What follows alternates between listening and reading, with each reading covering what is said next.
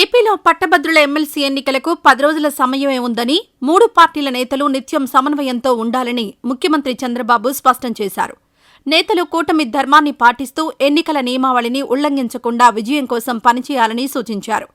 MLC ఎన్నికల్లో వచ్చే majority సార్వత్రిక ఎన్నికల్లో వచ్చిన మెజారిటీ కంటే మెరుగ్గా ఉండాలన్నారు. ఉమ్మడి గుంటూరు, కృష్ణా, ఉభయ గోదావరి జిల్లాల మంత్రులు, ఎంపీలు, ఎమ్మెల్యేలు, కూటమి నేతలతో సీఎం చంద్రబాబు టెలికాన్ఫరెన్స్ నిర్వహించారు. ఈ నెల 27న జరగనున్న పట్టభద్రుల ఎమ్మెల్సీ ఎన్నికల్లో కూటమి అభ్యర్థులు ఘన విజయం సాధించేలా నాయకులంతా సమిష్టిగా పనిచేయాలని ఆదేశించారు. ప్రతి ఎన్నిక పరీక్ష వంటిదే అని, ప్రతి ఎన్నికలోనూ కూటమి విజయం సాధించాలని తేల్చి చెప్పారు. 3 పార్టీల అభ్యర్థులు కలిసికట్టుగా పనిచేయడం సహా క్షేత్రస్థాయిలో సమన్వయం చేసుకోవాలని, ఓటర్లను చైతన్యపరచాలని సూచించారు. ప్రజలు మనపై నమ్మకంతో 2024 సార్వత్రిక ఎన్నికల్లో 93% స్ట్రైక్ రేట్తో కూటమికి ప్రజలు తీర్పు ఇచ్చారని, ఆ నమ్మకాన్ని నిలబెట్టేందుకు ప్రతిరోజు పనిచేస్తున్నామన్నారు.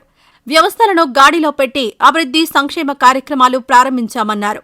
పాలనలో స్పష్టమైన మార్పు తీసుకొచ్చామని చెప్పారు. బ్రాండ్ ఏపీతో పెట్టుబడులు సాధించి యువతకు ఉద్యోగాలు కల్పించే ప్రయత్నం చేస్తున్నట్లు వెల్లడించారు. ఈ వీడియో నచ్చితే లైక్ చేయండి. అలాగే మా ఛానల్ ని ఫస్ట్ టైం కనుక చూస్తున్నట్టయితే ఇప్పుడే సబ్స్క్రైబ్ చేసుకుని పక్కనే ఉన్న గంట సింబల్ ని యాక్టివేట్ చేసుకోండి. అప్పుడే మేము పెట్టే ప్రతి వీడియో మీకు నోటిఫికేషన్ గా వస్తుంది. అలాగే ఈ వీడియో పూర్తిగా చూసినందుకు ధన్యవాదాలు.